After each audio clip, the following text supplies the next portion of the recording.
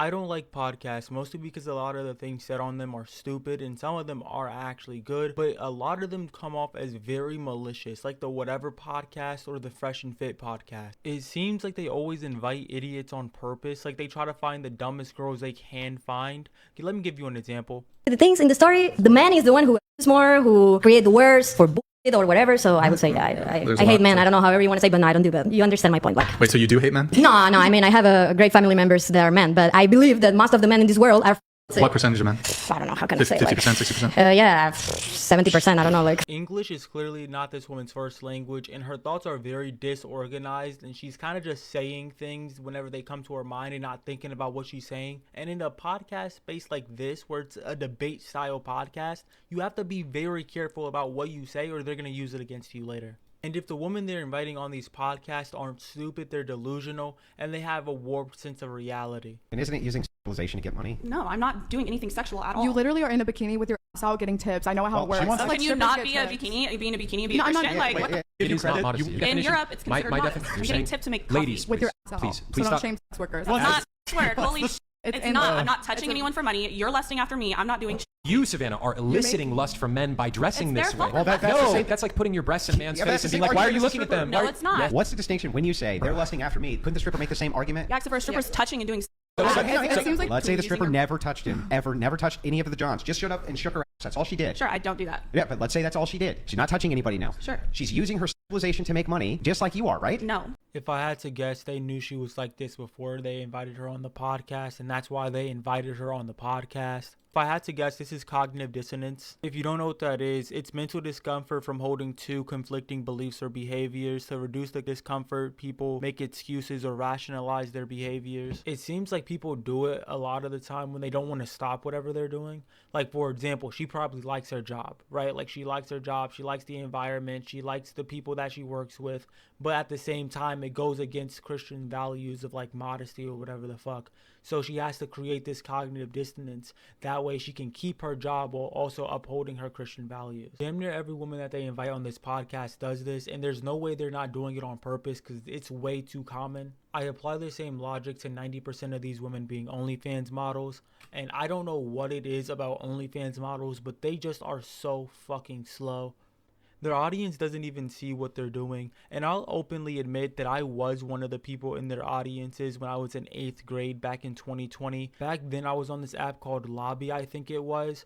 And every time I disagreed with a girl on the app, she would tell me to kill myself and that all men deserve to die. So I just like kind of grew that experience, I'm not gonna lie.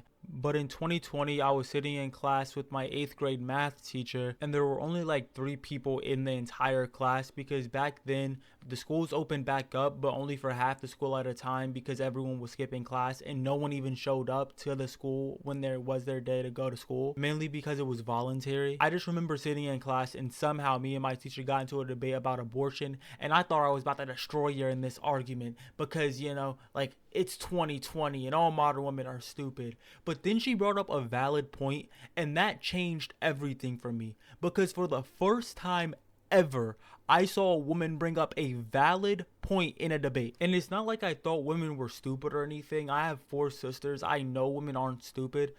But every time I got into an argument with a female feminist, and most of the time they were like 13, 14 because I was 13, 14, they would just yell at me and call me a misogynist and start spouting incoherent arguments for absolutely no reason. And this wasn't like a one-time thing. It was damn near every single time. Looking back, we were 13. I don't know what I expected. Sexism manifests in many different ways. Sure. So are you afraid to like look back when you're walking down the street? When it comes to actual the threat of physical violence, men are more likely to be victims of violent crime. And as somebody who has By been, who? that's victim blaming. As somebody who has been physically No, assaulted, by who? What gender is more likely to assault the men? that's victim blaming. Don't The say I'm gender- victim no, no, blaming hold because on. men are more likely to assault Totally- towards other men. A very, very, very It's small not- proportion of men. In any case, the gender of the perpetrator does nothing to diminish the fact that somebody has been victimized. I'm not saying Just you're because- reframing my words in a way No, that but I do you're- not want to but be. It's a fallacious argument to say, because I just pointed out, well, men are more likely to be victims of violent crime, and you're saying, By well, other men. that does nothing to refute my point. It's by other men. Well, that's irrelevant because that's victim blaming. How is that victim blaming? Because the gender of the perpetrator doesn't diminish the fact that somebody has just been victimized. I didn't say diminish it. I'm saying, you know what? You're I'm not. not twisting anything. He's twisting everything. Because her words are so cloudy, he can feign ignorance and say, oh, I didn't know what you were trying to say. I look at it like a mirror, right? Your words are behind the mirror. When it's super clear and concise, he can't twist your words without it being blatant that he's attempting to twist your words. But when that mirror is cloudy, he can kind of rearrange it a little bit and make you say something you didn't mean to say. Her problem is that she isn't clarifying her point. She's just saying by other men over and over again and saying she isn't diminishing the point. She needs to clarify what she was trying to say to like clear everything up so that way he can't twist her words anymore. Because he's not going to clarify it for you. You're expecting him to, but he won't because it's better for his argument. This is like expecting the person you're dueling with to unjam your gun. No, do it yourself. They're just going to shoot you, bro. But what I think is even worse is both sides of his comment section. His super chats are fucking crazy. These 304s need to take accountability for their own actions. All y'all hold this cell. That super chat was probably from the most insecure, woman-hating incel you've ever seen in your entire life. Let's be serious, the nigga unironically, genuinely said 304. But every once in a while, someone's able to slip through the cracks. Someone that they think is some stupid bimbo actually has the average amount of brain cells. Introducing the creator of Sokai, the girl with weird body proportions that kind of freak me out. I think she's a skinwalker and one of the few people to slip through the cracks of the whatever podcast. Kai! Yay! Alright, stop cheering. Roll the clip. Do you think you will be better looking in 10 years' time? From what I understand, what the unit of measure is youth. And so then the question breaks down to, am I younger as a 20-year-old woman or as a 30-year-old woman? And going off of numbers, yes, I am younger at 20 than I am at 30. Well, that's not the question. But it is. It's simply, are you going to be hotter? Yeah, hotter based more on attractive. If you really need me to break down beauty for you and looks, we'll do it right now. Okay.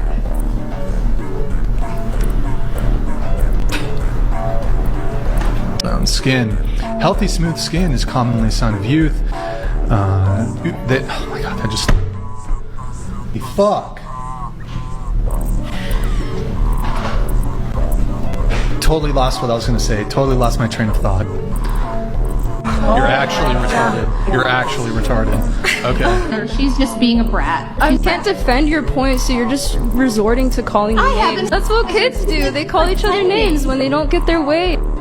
Yeah, so basically, whenever women that have actual brain cells come on these podcasts, they either kick them off or they get really mad at them for being smarter than a 2-year-old, and then they just call them names and say, you stupid hoe, you stupid bitch, you're so dumb, you're so dumb. Or the story, don't be somebody who just listens to a popular creator. It does not matter. These guys are just a bunch of losers who invite the dumbest women they can find on their podcast to make themselves seem smarter.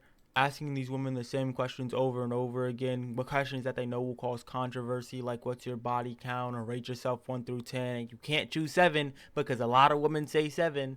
You know, basically their whole thing is starting a conflict so they can beat them in that conflict because they're dumb. And this is just stupid. Don't watch these guys. Alright, if you're going to watch a podcast where people debate, at least watch somebody who's willing to actually debate someone with an IQ and doesn't kick them off or yell at them anytime they're not idiots.